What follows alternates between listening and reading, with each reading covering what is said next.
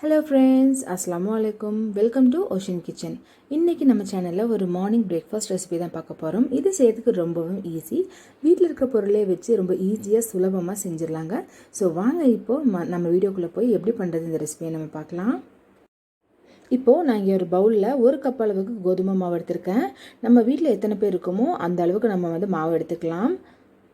So இந்த மாவு கூட தேவையான அளவு உப்பு, நான் இங்கே 1/2 டீஸ்பூன் அளவுக்கு உப்பு எடுத்திருக்கேன். உப்பு கூடயே 1/2 டீஸ்பூன் அளவுக்கு மிளகாத்தூள், காரத்துக்கு ஏற்ற மாதிரி மிளகாத்தூள், கொஞ்சமாக 1/2 டீஸ்பூன் அளவுக்கு சீரகம்,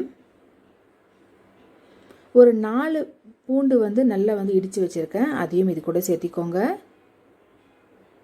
கூடவே கொத்தமல்லி, இதையும் இது கூட போட்டு நல்லா ஒரு தடவை மிக்ஸ் பண்ணிக்கோங்க. இதை நல்ல ஒரு விஸ்கரோ இல்லை இந்த ஸ்பூனோ வச்சு நல்லா இந்த மாதிரி மிக்ஸ் பண்ணிக்கோங்க. மிக்ஸ் பண்ணிவிட்டு இதில் இப்போ நம்ம கொஞ்சம் கொஞ்சமாக தண்ணி சேர்த்தி நம்ம தோசைக்கெல்லாம் எந்த மாதிரி மாவு நம்ம மிக்ஸ் பண்ணுவோமோ அந்த அளவுக்கு மிக்ஸ் பண்ண போகிறோம். கொஞ்சம் கொஞ்சமாக சேர்த்துனா போதும். ஒரேடியாக நீங்கள் தண்ணி சேர்த்துட்டிங்கன்னா கட்டி பிடிக்கும். ஸோ அதனால் கொஞ்சம் கொஞ்சமாக தண்ணி ஊற்றி நல்லா இதை நான் மிக்ஸ் பண்ணிட்டேன். மிக்ஸ் பண்ணி பார்த்திங்கன்னா இந்த மாதிரி ஒரு பதத்துக்கு வந்துருச்சு. இப்போ இதில் நான் என்ன பண்ண போகிறேன்னா ஒரு 2 டீஸ்பூன் அளவுக்கு எண்ணெய் சேர்த்த போகிறேன். எண்ணெய்க்கு பதிலாக நீங்கள் வெண்ணெய் கூட சேர்த்துக்கலாம். நல்ல ஒரு சாஃப்ட்னஸ் கிடைக்கும். அதுக்காக தான் 2 டீஸ்பூன் எண்ணெய் சேர்த்து நல்லா இந்த மாதிரி மிக்ஸ் பண்ணிக்கோங்க. ஸோ மாவு பாருங்கள், எந்த ஒரு கட்டியும் இல்லாமல் இந்த மாதிரி ரொம்ப கெட்டியாகவும் இருக்கக்கூடாது, ரொம்ப தண்ணியாகவும் இருக்கக்கூடாது. நார்மல் நம்ம எப்படி தோசைக்கெல்லாம் எப்படி இருக்குமோ அந்த மாதிரி ஒரு டெக்ஸ்சரில் பண்ணிக்கோங்க. இப்போ அடுத்தது நான் இங்கே ஒரு தவா நல்லா ஹீட் பண்ணிட்டேன். தவா ஹீட் பண்ண உடனே ஒரு 1.5 கரண்டி அளவுக்கு மாவு போட்டுக்கோங்க. மாவு போட்டுட்டு நல்லா சமமாக எல்லா பக்கமும் ஈக்குவலாக இருக்கிற மாதிரி நம்ம தோசை ஊற்றிக்கலாம். ஒரு 2 நிமிஷம் ஆனதும் பார்த்திங்கன்னா சைடில் இந்த மாதிரி எல்லா பக்கமும் விட்டு வரும். ஸோ லேசாக அந்த விட்டு வர இடத்துலலாம் இந்த மாதிரி எடுத்து நம்ம இதை திருப்பி போட்டுடலாம். நார்மலாக நம்ம தோசையெல்லாம் எப்படி சுடுவோமோ அதே மாதிரி தான் நல்லா பின்னாலையும் திருப்பி போட்டு 2 பக்கமும் ஒரு 2 நிமிஷம் நல்லா வேகட்டும். இது 2 பக்கமும் திருப்பி போட்டதுக்கப்புறம் பார்த்திங்கன்னா எல்லா பக்கமும் எல்லா எட்ஜஸும் இந்த மாதிரி நல்லா ப்ரெஸ் பண்ணி விட்டுக்கோங்க. நல்லா வேகிறதுக்காக நல்லா எல்லா பக்கமும் நல்லா ப்ரெஸ் பண்ணி விட்டுங்க. அப்போ தான் எல்லா பக்கமும் நல்லா வேகும்.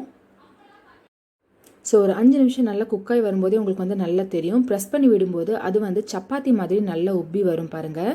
இது தோசை மாவு தான், ஆனால் சப்பாத்தி மாதிரி ரொம்ப நல்லா பாருங்கள் உப்பி வருது. ஸோ இது நல்லா குக் ஆயிடுச்சுன்னு அர்த்தம். நமக்கு எண்ணெய் சேர்த்தணுங்கிற அவசியம் கிடையாது.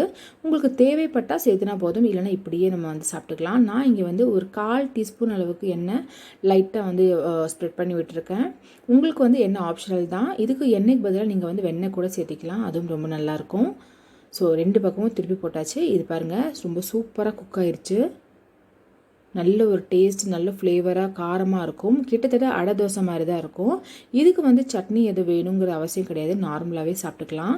அந்தளவுக்கு ரொம்ப ஈஸி அண்ட் சிம்பிளான ரெசிபி இது. ஒரு 5 நிமிஷத்தில் நம்ம மாவு கலக்கி டக்குன்னு நம்ம இந்த தோசை சுட்டுடலாம். ரொம்ப சிம்பிள். ஸோ அதே மாதிரி மிச்சம் இருக்கிற எல்லா தோசையும் நான் இங்கே சுட்டுட்டேன். ஸோ பாருங்கள் எவ்வளோ சூப்பராக இருக்குன்னு. இது சாப்பிடும்போது அந்த பூண்டோட ஸ்மெல்லும் அந்த சீரகமோட ஸ்மெல்லும் சாப்பிடும்போது தனியாக தெரியும். அந்தளவுக்கு ரொம்பவும் நல்ல ஒரு ரெசிபி இது. மார்னிங் பிரேக்ஃபாஸ்ட்டுக்கெல்லாம் நீங்கள் ஆஃபீஸ்க்கோ வேலைக்கெல்லாம் போகும்போது இது கொஞ்சம் உங்களுக்கு செய்யறதுக்கு ரொம்ப ஈஸி அண்ட் ஹெல்ப்ஃபுல்லாக இருக்கும். ஸோ இந்த வீடியோ உங்களுக்கு பிடிச்சிருந்துச்சுன்னா மறக்காமல் லைக் பண்ணுங்கள். நம்ம சேனலை இன்னும் சப்ஸ்கிரைப் பண்ணலைன்னா மறக்காமல் சப்ஸ்கிரைபும் பண்ணிடுங்க. அதே மாதிரி பக்கத்தில் இருக்க பெல் ஐக்கானே கிளிக் பண்ணுங்கள். அடுத்த ஒரு நல்ல வீடியோவில் உங்களை நான் சந்திக்கிறேன். பாய்.